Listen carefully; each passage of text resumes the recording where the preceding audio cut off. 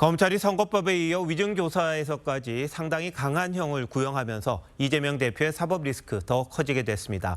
여권에선 이 대표 방탄을 노린 윤석열 대통령 탄핵 공세 역시 거세질 거라는 전망을 내놓고 있죠. 정치부 김아림 반장과 함께 관련 내용 더 짚어보도록 하겠습니다. 자, 김 기자, 오늘 검찰 구형 꽤 높죠? 그렇습니다. 형법상 위증범죄의 법정 최고형은 5년인데요.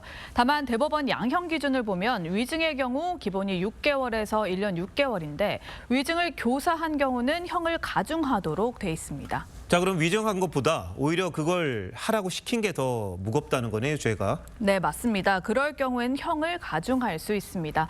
또 재판 결과에 실제 영향을 미쳐서 이 대표가 결국 무죄를 받았다는 점 등도 검찰은 가중 요소로 봤습니다. 이렇게 형이 가중될 경우 양형 범위가 징역 10개월에서 최대 3년인데 검찰이 그 가운데서도 가장 높은 징역 3년을 구형한 겁니다. 검찰은 최근 6년간 유죄 확정된 위증교사 중에서 벌금형이 6.2%에 불과할 정도로 실형 선고율이 높다는 얘기도 했습니다. 위증교사 이쪽에 굉장히 많이 실형을 받은 거군요. 그렇습니다. 자, 그만큼 재판부도 위증교사를 무겁게 본다는 그런 뜻일 것 같은데요. 이 대표 측은 전체 증언을 보면 위증이 아니다, 이런 입장이죠. 재판부 판단을 지켜봐야겠는데 1심 선고가 11월 25일로 잡혔습니다. 맞습니다. 공직선거법 재판 1심 선고가 난 뒤 열흘 뒤입니다.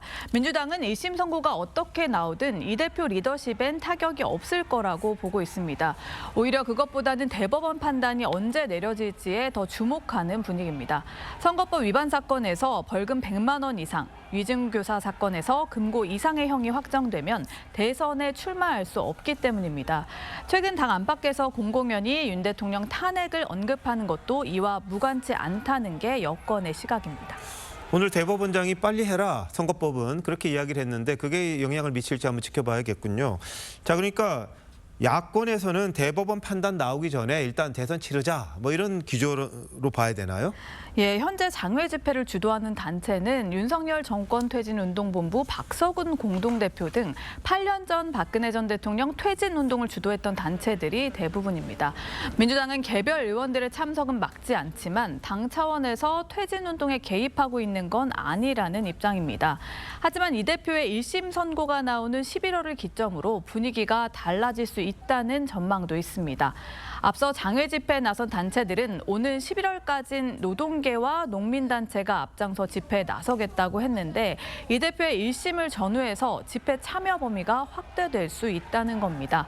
한 여권 관계자는 만약 1심에서 유죄가 나올 경우 이 대표 지지자들의 반발이 더 높아질 거고 이 반발 여론이 정권 탄핵 여론까지 이어질 수 있다고 우려했습니다. 자, 그러면 결국 국민 다수가 어떻게 생각하느냐, 이게 더 중요하지 않겠습니까? 네, 물론입니다. 민주당이 장외 탄핵 집회에 선을 긋는 것도 아직 국민 여론이 그 단계까지 오지 않았다는 판단 때문이겠죠. 다만 내부적으로는 김건희 여사 문제가 변곡점이 될 수 있다는 판단을 하고 있습니다. 실제로 민주당은 이번 국감을 김건희 여사 국감으로 치르겠다는 구상인데요. 이미 명품 수수와 도이치모터스 주가 조작 의혹, 그리고 공천 개입 의혹까지 관련 사건 증인들을 무더기로 채택한 상황이어서 여야 격돌이 불가피해 보입니다. 네, 다음 달에 국감이 시작되고 이 대표의 1심 선고가 있고 민감한 사안들이 한두 가지가 아닙니다. 여권도 여기에 대해서 대응책을 준비하고 있다, 이런 말도 들리긴 합니다만 8년 전 단체들이 박근혜 대통령 탄핵 때 그 단체들이 다시 움직이는 것에 대한 여론 추이 한번 봐야겠군요. 김 기자, 잘 들었습니다.